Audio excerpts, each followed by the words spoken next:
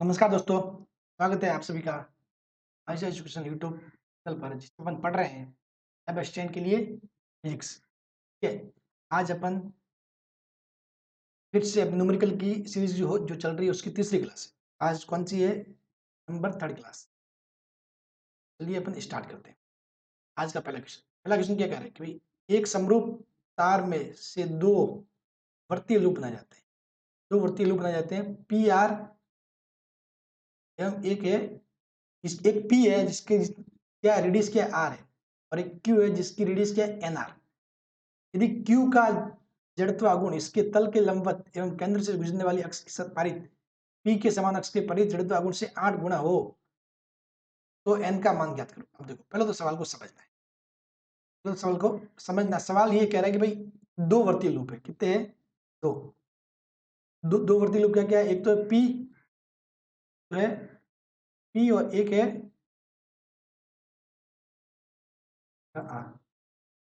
Q है। P है और एक है क्यू। पहला मान सकते हो पी, दूसरा है क्यू, दूसरा है देखिए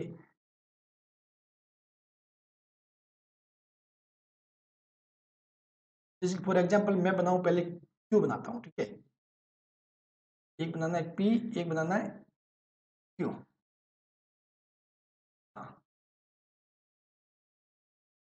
ठीक, हाँ।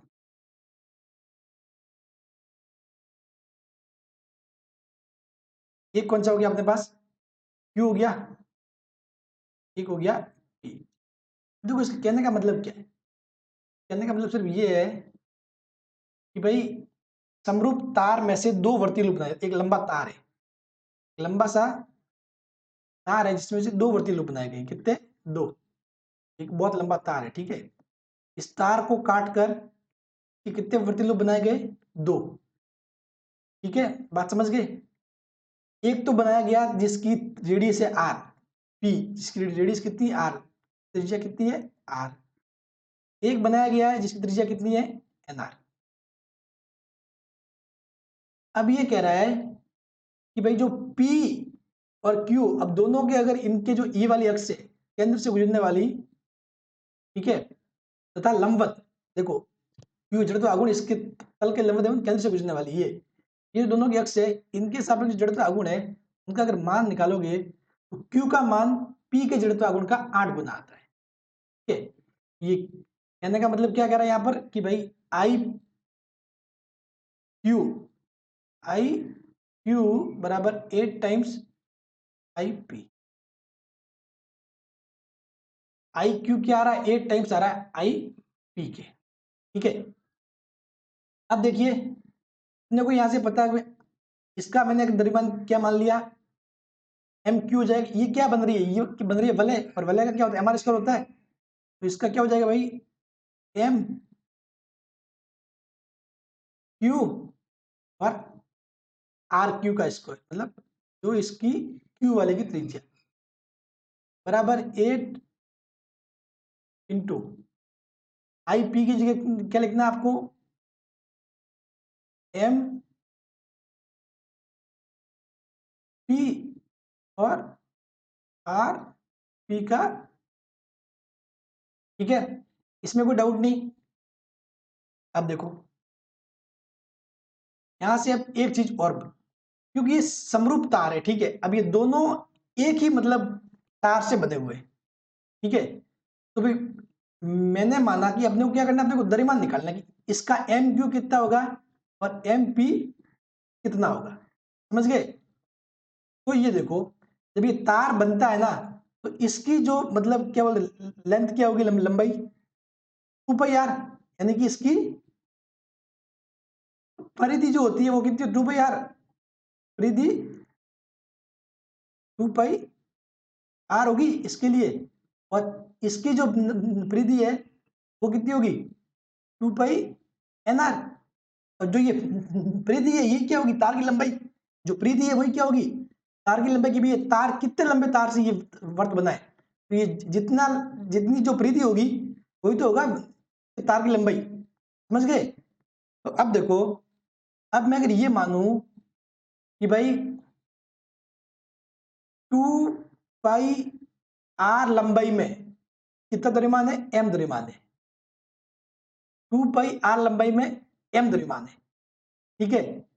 तो 2 पाई एन आर लंबाई में कितना द्रव्यमान होगा, 2 पाई एन आर लंबाई में कितना द्रव्यमान होगा, तो एक के नियम से m बटा 2 pi R into 2 pi N R. 2 pi R से 2 pi R cancel, N M. इसका मतलब क्या हुआ, ये देख लो। इसका मतलब सीधा सा ये हुआ कि जो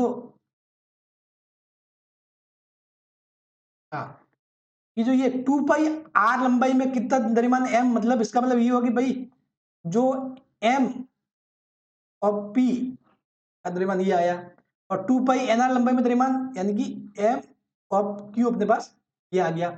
अब इन सभी के मान यहाँ रख दो। m और q कितना है, तो n इंटू एम, और आर क्यू कितना है, आर क्यू मतलब क्यू की त्रिज्या कितना है, एन आर का square is equal to 8 into M P कितना आया है, एम आया है, और आर पी कितना है, आर ही है, आर का स्क्वायर। देखो यहां सॉल्व करोगे तो ये कितना आएगा, ऐसे तो एम से एम तो हो रहा है कैंसिल, और ये आर स्क्वायर से आर स्क्वायर भी कैंसिल होगा। इसको सॉल्व करोगे तो ये कितना बनेगा, एन क्यूब रह जाएगा, ये क्योंकि एम से एम कैंसिल, ये आर स्क्वायर से आर स्क्वायर कैंसिल हो जाएगा, यहां से एन स्क्वायर और एक एन क्यूब बन जाएगा बराबर 8। तो दोनों तरफ क्या करोगे आप, घनमूल लेने पर, ठीक है, क्यूब कर दिया ना, कितना हो जाएगा 8 की घात 1/3 मतलब 2। एन बराबर कितना आ जाएगा 2, समझ गए। डी वाले क्वेश्चन में एन बराबर कितना आ जाएगा 2। अब देखो इंपोर्टेंट क्या था इस सवाल में, सवाल को समझना क्या कहना चाह रहे हैं, समझ गए। क्योंकि इसने समरूप तार बोला कि एक ही तार से बने, तो अपन ये मान सकते भाई 2 पाई आर लंबाई में अगर एम द्रव्यमान है तो 2 पाई एन आर लंबाई में, तो कितना, अगर लंबाई आर गुना है तो द्रव्यमान भी कितना हो जाएगा, मतलब सॉरी अगर लंबाई एन गुना है, यहाँ पे देखो अगर लंबाई एन गुना है तो द्रव्यमान भी कितना हो रहा है, एन गुना, कारण क्योंकि समरूप तार है, यानी सभी जगह जो द्रव्यमान वितरण है वो समान है। तो इस प्रकार से इस सवाल को हल करना है। अब करते हैं नेक्स्ट सवाल।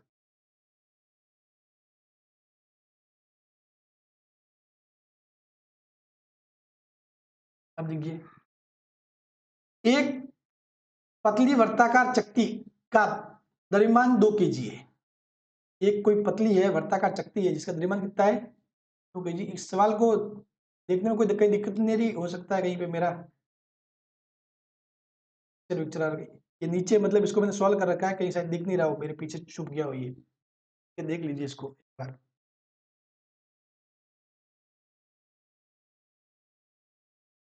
तो क्या अभी ये मिस हो जाएगा इसके सामने, ठीक है। अब चलिए बढ़ते हैं नेक्स्ट सवाल। मेरे ख्याल से यहाँ तक तो आपको दिख गया होगा, इसमें कोई दिक्कत नहीं होगी, सारी वैल्यू पुट की आपने, उसके बाद सब कुछ सॉल्व करना इजी हो गया होगा, ठीक है। ये देख लीजिए एक बार इसको, ताकि आपको, बहुत बार क्या होता है इस केस के पीछे चीजें छुप जाती है, वो आपको दिखेगी नहीं, तो अब शायद आपको दिख गया होगा। हाँ, अब देखो ये क्या कह रहे हैं। नेक्स्ट सवाल, एक पतली वर्ताकार चक्ति है, उसका मास कितना दिया हुआ है, उसका द्रव्यमान दिया हुआ है 2 केजी, एम बराबर कितना दिया हुआ है 2 केजी। पतली वृत्ताकार चक्ति का द्रव्यमान कितना दिया हुआ है 2 केजी, और क्या दिया हुआ, व्यास दिया हुआ भाई। सवाल को ध्यान से पढ़ना, एग्जाम में गलती यही करते हो, भाई सवाल इजी है लेकिन क्या करते हो जल्दबाजी में करके गलत कर देते हो। सवाल को ध्यान से पढ़ो, क्या कहना चाह रहा है कि भाई एक पतली वर्ताकार क्या है, चक्ति है, ठीक है, द्रव्यमान 2 केजी है, व्यास कितना है 0.2 मीटर। अपने को व्यास से कोई मतलब नहीं, तो मतलब है त्रिज्या से, कितनी होगी 0.1 मीटर। शक्ति का जड़त्व इसके तल के लंबवत एवं किनारे से गुजरने वाली अक्ष के परिधि। ये बोल रहा है कि भाई ये शक्ति है कि तल के तो लंबवत और यहां से गुजरे, कहां से, किनारे से, तल के लंबवत और किनारे से गुजरने वाली अक्ष के सापेक्ष जड़त्व आघूर्ण। तो आप सभी को पता है ये शक्ति की त्रिज्या आर है, और अगर ये सेंटर ऑफ मास होता है, अपने को पता है शक्ति के केस में, ठीक है, ये सेंटर ऑफ मास होता है, तो अगर ये सेंटर ऑफ मास है तो अपने को निकालना कहाँ पे, यहाँ पर निकालने के लिए क्या करोगे, आई, माना यहाँ का जड़ता गुण कितना है, आई है, आई बराबर कितना हो जाएगा, आई बराबर क्या क्या हो जाएगा, I centre of mass plus M D square, formula वही होता है समांतर अक्षों की परमें। आई सेंटर ऑफ मास तो कितना होता है शक्ति का, ये वाला, यहाँ वाला इस अक्ष के सापेक्ष कितना होता है, 1/2 एम स्क्वायर प्लस एम, और डी की जगह कितना, डी क्या होता है, समांतर जो अक्ष है, यानी कि जिस अक्ष के सापेक्ष निकालना है उसकी सेंटर ऑफ मास से दूरी, तो हो जाएगा 3/2 एम स्क्वायर, 3/2 एम। ठीक है, ये चीजें मैंने सब कुछ नोट्स में आपको बता रखी, जब मैंने लेक्चर में पढ़ाया है, और लेक्चर यूट्यूब पे फ्री में उपलब्ध है, जाके प्लेलिस्ट पे चेक कर लो। ठीक है, अब जैसे कि अपने पास आई तो आ गया 3/2 एम आर, ठीक है, ये कितना आया, तो लिखोगे तो कितना आएगा 3/2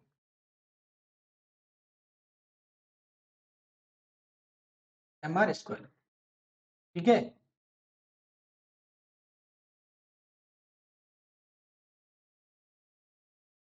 देखते हैं, तो अब इसमें क्या करना, कुछ नहीं करना है, वैल्यू पुट करनी है बस, काम हो गया, काम तो यही था, कॉन्सेप्ट तो मेन तो यही था, तो वैल्यू पुट करनी है, आई बराबर 3/2, एम कितना है 2 है, आर कितना है भाई 0.1, 0.1 मतलब 1/10 स्क्वायर, 2 से 2 कैंसल, 3/100 यानी कि 0.03, क्या आएगा आंसर, ये आ जाएगा, क्या जाएगा, ये आ जाएगा, समझ गए।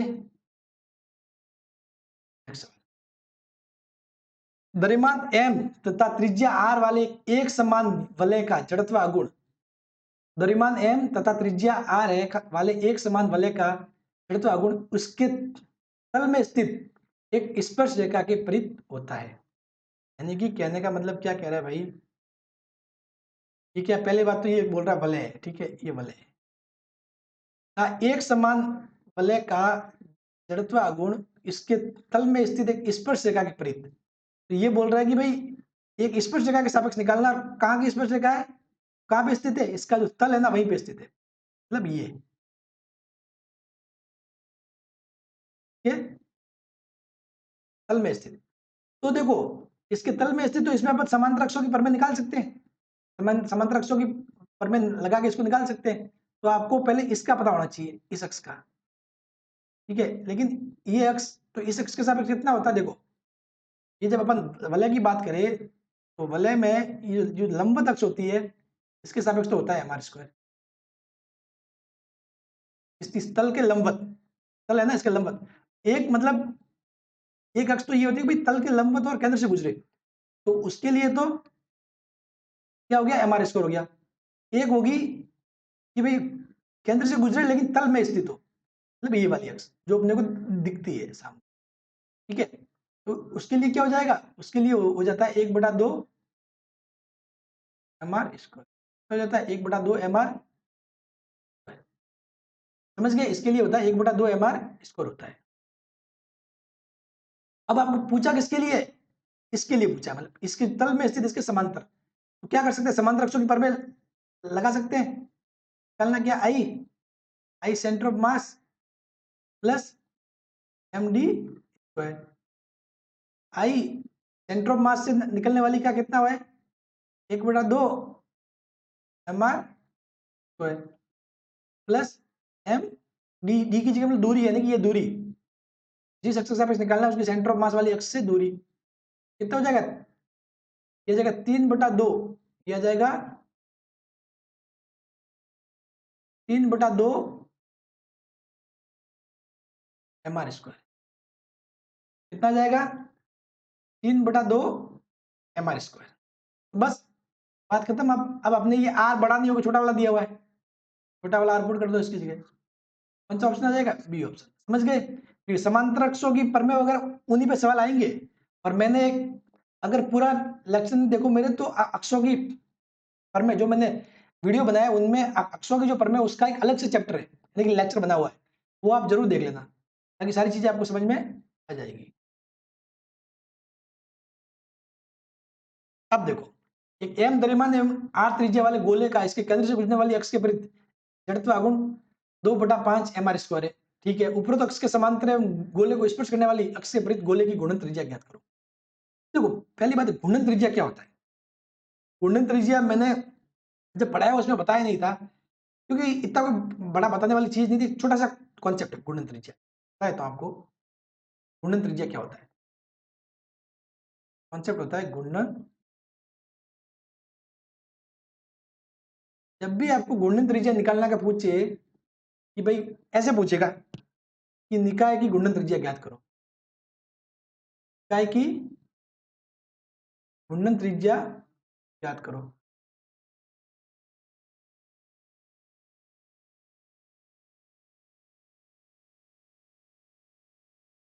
तो घूर्णन त्रिज्या आता है एक्चुअली में, क्या होता है? निकाय का कुल द्रव्यमान, कुल द्रव्यमान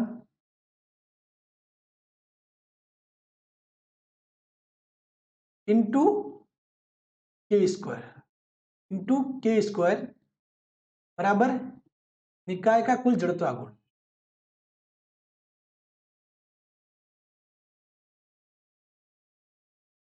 निकाय का कुल जड़त्व आघूर्ण।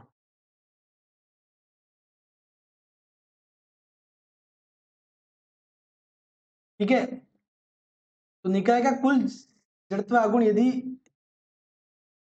m है और k क्या है? घूर्णन त्रिज्या। ये क्या होता है? घूर्णन त्रिज्या। निकाय का कुल आई निकाय,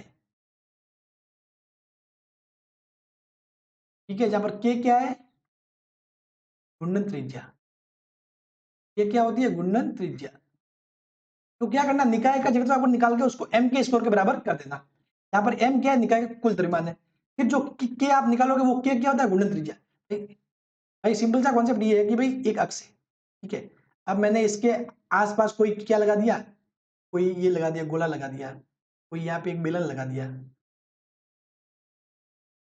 ठीक है, यहाँ पे एक फलक लगा दी, यहाँ पे एक चकती लगा दी, ठीक है।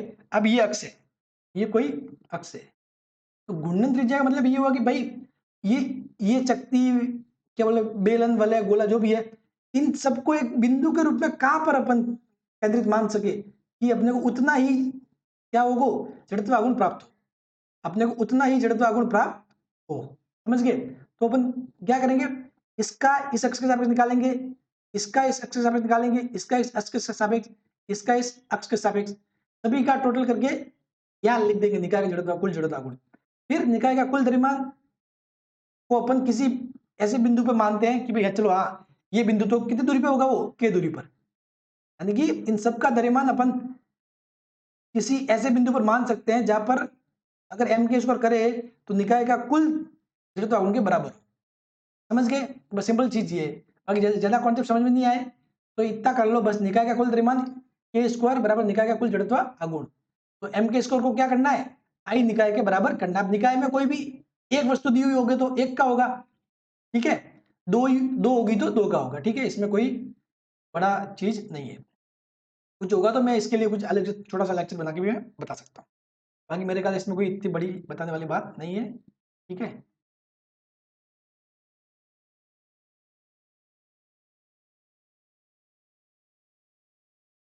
अब देखो, ये क्या करेगा भाई, m द्रव्यमान और r त्रिज्या वाले गोले का इसके केंद्र से गुजरने वाली अक्ष के परित जड़त्व आघूर्ण कितना है? 2/5 है। ये गोला है, ठीक है, इसके केंद्र से गुजरने वाली अक्ष के परित कितना है? 2/5 mr स्क्वायर, ठीक है। अब उपरोक्त अक्ष के समांतर, समांतर में एवं गोले को स्पर्श करने वाली, ये तो मतलब क्या है? सेंटर ऑफ मास वाला जो कॉन्सेप्ट है, अपन जो समांतर अक्षों के वाली पर में वो लगा सकते हैं। इस अक्ष का निकालना है तो अपन क्या करेंगे भाई, आई सेंटर ऑफ मास, अगर इसको ए मानते हैं तो आई ए के सापेक्ष, और ये क्या है? सेंटर ऑफ मास से निकलने वाला है, प्लस md स्क्वायर। ये फॉर्मूला बहुत बार काम आ रहा है, ध्यान में रखना। तो आई, और वैसे भी मैं जो सवाल करवाऊंगा वो मैक्सिमम आप अगर ध्यान से देखोगे तो चीजें आपके लिए बहुत इजी हो जाएगी, ठीक है, तो I equal to I centre of mass कितना है 2/5 mr² प्लस एम डी कितना है r²। डी मतलब ये दूरी, दोनों अक्षों के बीच की दूरी कितना आ जाएगा 7/5 mr²। तो निकाय का आई कितना आ गया 7/5 mr²। मैंने क्या कहा था, इसको क्या करना है आपको, इसको क्या करना है, इसको आपको किसके बराबर लिखना है, एम के स्क्वायर के बराबर, एम के स्क्वायर के बराबर 7/5 mr²। एम के स्क्वायर बराबर 7/5 mr²। अब देखो यहाँ पर क्या है, एम अपने क्या निकाय का कुल द्रव्यमान है, तो भाई ये एम और ये एम तो सेम ही है, एम से एम कैंसिल, ये कितना हो जाएगा √7/5 r। बस ये सी ऑप्शन सही हो जाएगा। ठीक है, इसमें कोई ज्यादा बड़ी बात नहीं है, बस ये गुणन त्रिज्या वाली चीज एक समझनी। ठीक है, अब देखिए नेक्स्ट क्वेश्चन। 4 कणों को जिनमें प्रत्येक का द्रव्यमान m है, एक L भुजा वाले वर्ग के शीर्षों पर रखा गया है। वर्ग के तल के लंबवत एवं इसके केंद्र से गुजरने वाली अक्ष के परित निकाय की घूर्णन त्रिज्या क्या। ये क्या कह रहा है भाई, ऐसा एक वर्ग बना हुआ है या आयत बन गया दिखने में, ठीक है, आप इसको वर्ग मान के चलो। तो यहाँ पे कोई लगा हुआ द्रव्यमान, एक द्रव्यमान यहाँ पे है, एक द्रव्यमान यहाँ पर, एक द्रव्यमान यहाँ पर, एक द्रव्यमान यहाँ पर, प्रत्येक का द्रव्यमान कितना है m है। ठीक है, लंबाई कितनी दी हुई है, l दी हुई है, ये l है, ये l है, ये l है। तो ये बोला निकाय की घूर्णन त्रिज्या निकालना, तो पहले तो अपन क्या करेंगे, निकाय का कुल जड़ता को निकालेंगे। भाई निकाय की घूर्णन त्रिज्या निकालने के लिए निकाय का कुल जड़त्व आघूर्ण अपन निकालेंगे। ठीक है, तो देखो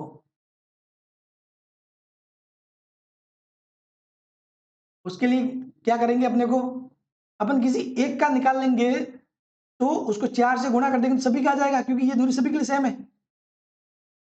इसकी ये दूरी, ये दूरी, ये दूरी, ये दूरी, ठीक है, ये दूरी सभी के लिए सेम है। ठीक है, तो ये दूरी कितनी होती है, ये वाली दूरी, अगर आप पाइथागोरस प्रमेय से सॉल्व करोगे, ये पूरा कितना आता है √2l, उसमें 2 का भाग दोगे तो l/√2, l/√, ये दूरी कितनी आ जाती है l/√2। अब देखो अपना निकाय का कुल आई निकाय कितना होगा 4 इंटू 1 का, समझ गए, अगर 1 का निकाल के 4 से गुणा कर देना है बस, क्योंकि चारों के समान दूरी पर है। अगर ये अक्ष है, ये वाली अक्ष, ठीक है, ये भी सेम दूरी पर, ये भी सेम स्थिति सभी की सेम है, 4 इंटू अपन कर सकते हैं, तो कितना जाएगा फिर m, और दूरी कितनी है l/√2 का स्क्वायर।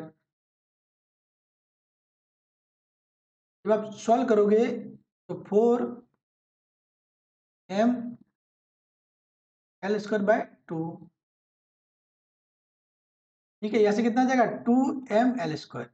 आई निकाय कितना जाएगा 2m l², समझ गए, l²/2, 2 से 2 कैंसिल, 2m l²। अब इसको क्या करना है भाई, इस निकाय का क्या निकालना है आपको, इस निकाय का आपको निकालना है घूर्णन त्रिज्या।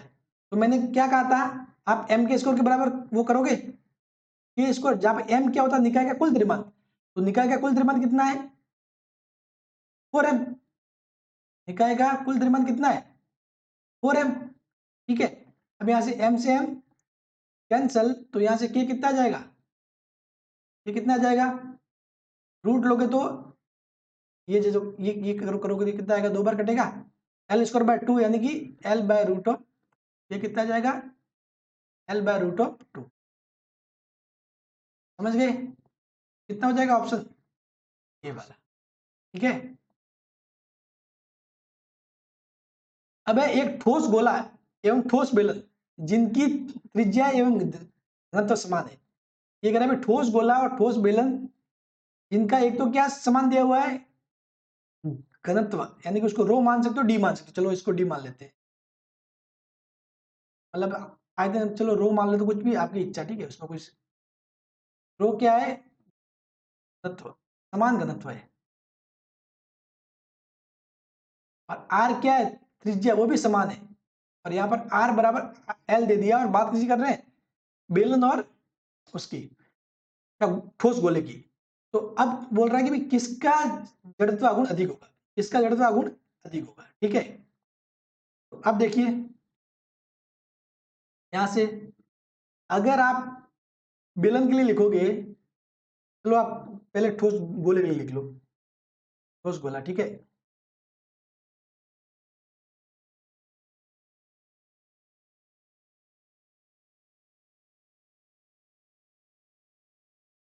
गोले के लिए कितना होता है 2/5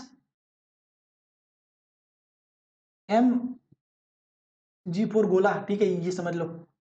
ठीक है, एम तो 2/5 mr² होता है, 2/5 mr²। अब वैसे वैसे अगर आप लिखोगे एक चीज और के लिए, किसके लिए लिखना है नेक्स्ट, बेलन के लिए।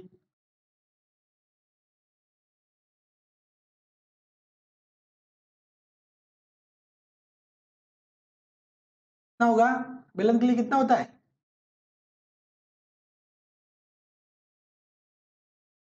ठोस गोला है और एक ठोस बेलन है। ठीक है, तो ठोस बेलन है तो कितना होता है उसका, मैंने बताया था 1/2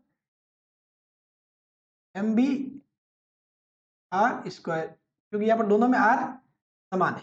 ठीक है, देखो ठोस गोले का उतना ही होता है जितना कि, सॉरी ठोस बेलन का उतना ही होता है जितना कि शक्ति का, और खोखले बेलन का उतना ही होता है जितना कि वलय का, रिंग का।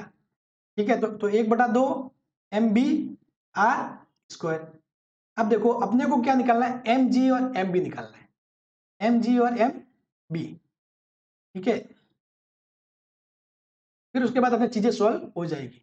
तो देखो यहां से अगर देखोगे तो आप क्या लिखोगे भाई, एम जी बराबर क्या लिखोगे,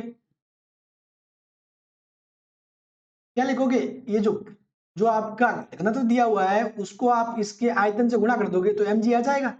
ठीक है, तो ये तो होता है कि रो बराबर क्या होता है, m/v होता है, द्रव्यमान बटे आयतन, यानी कि इस घनत्व का मतलब क्या होता है, एकांक आयतन में उपस्थित द्रव्यमान, तो इसके आयतन से गुणा कर दोगे तो इसका द्रव्यमान आ जाएगा। कितना, रो इंटू इसका आयतन कितना होता है गोले का, 4/3। ठीक है, πr³। जबकि बेलन के केस में क्या होगा, बेलन का क्या होता है आयतन, 2πr² इंटू इसकी लंबाई l, लेकिन यहाँ पर l भी क्या दिया, r दिया हुआ है, इसलिए मैं क्या, ये तो होता है भाई 2π, सॉरी 2π नहीं आएगा, 1 मिनट,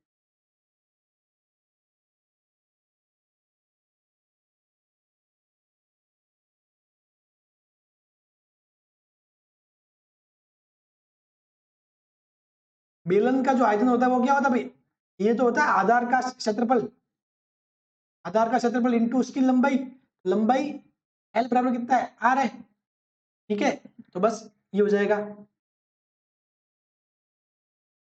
अब देखिए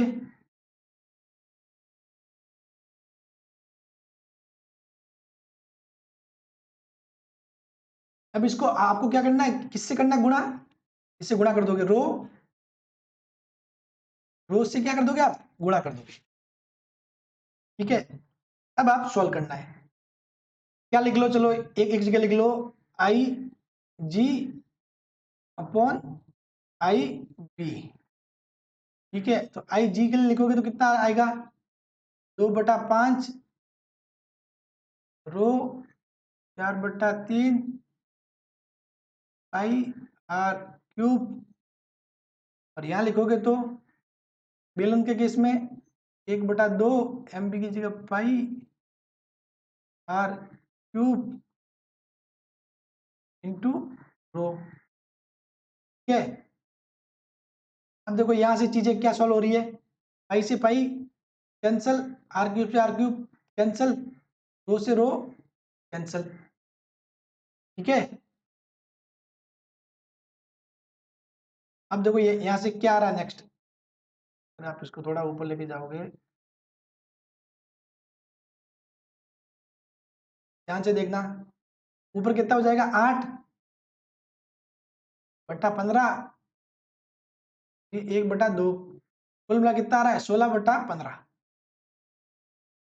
IG अपॉन IB कितना आ रहा है 16/15। इसका मतलब क्या है IG यानी कि गोले का क्या हो रहा है, ज्यादा हो रहा है। साफ बात है, अपन क्या लिख सकते हैं IG ग्रेटर देन IB, तो ठोस गोले का क्या होगा, ज्यादा होगा। समझ गए, चीजें मैंने सारी बता दी गई है, आपको प्रैक्टिस करनी पड़ेगी। जरूरी नहीं है कि मैं बताऊं उसी टाइम देखते आपको समझ में आ जाए, फिर उसको रोक के देखो मैंने क्या क्या किया है चीजें। समझ गए, अब बढ़ते हैं नेक्स्ट। हाँ, पिंड की घूर्णन त्रिज्या निर्भर करती है। अभी मैंने बात की थी घूर्णन त्रिज्या की, तो घूर्णन त्रिज्या देखो हमेशा द्रव्यमान वितरण एवं घूर्णन अक्ष पर निर्भर करती है, किसी पर निर्भर नहीं करती। पिंड के आकार से कोई मतलब नहीं है घूर्णन त्रिज्या को, पिंड के द्रव्यमान से कोई मतलब नहीं है, पिंड के आकार एवं द्रव्यमान दोनों मतलब बात वही होगी, ठीक है। ओनली फॉर की भाई द्रव्यमान वितरण कहाँ का है और घूर्णन अक्ष पर, ये पॉइंट, ठीक है। पिंड की घूर्णन त्रिज्या द्रव्यमान वितरण एवं घूर्णन अक्ष पर निर्भर करती है। एक वर्ताकार वलय एवं वर्ताकार शक्ति दोनों का द्रव्यमान एवं त्रिज्या समान है, इनके तलों के लंबवत एवं केंद्र से गुजरने वाली अक्षों के विपरीत जड़ता गुण का अनुपात होगा। तो आपको पता है एक क्या दिया वलय, तो वलय के लिए क्या होता है हमारे स्क्वायर, भाई द्रव्यमान सेम है त्रिज्या सेम है। और जो शक्ति के लिए क्या होता है 1/2 mr²। तो आपको क्या निकालना है, इन दोनों का अनुपात निकालना है कि वलय अपॉन शक्ति।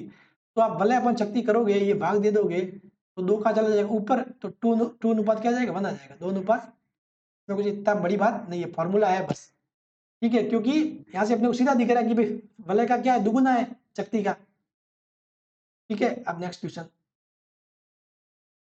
5 ग्राम द्रव्यमान एवं 2.5 सेंटीमीटर त्रिज्या वाली शक्ति की इसके तल के लंबवत एवं गुरुत्व केंद्र से गुजरने वाली अक्ष के विपरीत घूर्णन त्रिज्या। फिर से वही घूर्णन त्रिज्या वाला कॉन्सेप्ट, ये बोल रहा 50 ग्राम द्रव्यमान वगैरह चीजें दी हुई है, ठीक है। इसके तल के घूर्णन अक्ष के विपरीत घूर्णन त्रिज्या है, ठीक है। बात करनी है शक्ति की, तो अपने को पता है शक्ति, अब ये अपन क्या कर सकते हैं इसको पूरा निकाय मान सकते हैं, शक्ति क्या है एक पूरा निकाय है। तो इसका जड़ता गुण कितना हो गया 1/2 mr², यही होता है 1/2 mr², ये होता है। अब उसको क्या करना होता है अपने को, इसके निकाय का कुल द्रव्यमान, कुल द्रव्यमान कितना पे कुल द्रव्यमान, अब शक्ति है तो ये द्रव्यमान और ये द्रव्यमान समान होगा और m², ठीक है। m से m यहां से कैंसिल, तो आ क्या रहा है आ सिर्फ ये रहा r/√2। आर किस में देखो सेंटीमीटर में, लेकिन अपना उत्तर भी किस में आ रहा है सेंटीमीटर में आ रहा है, तो सीधा सा बात है लिख लो 2.5/√2, ठीक है। √2 मतलब 1.414 डिवाइड करो तो 1.76 के आसपास आ जाएगी, ठीक है।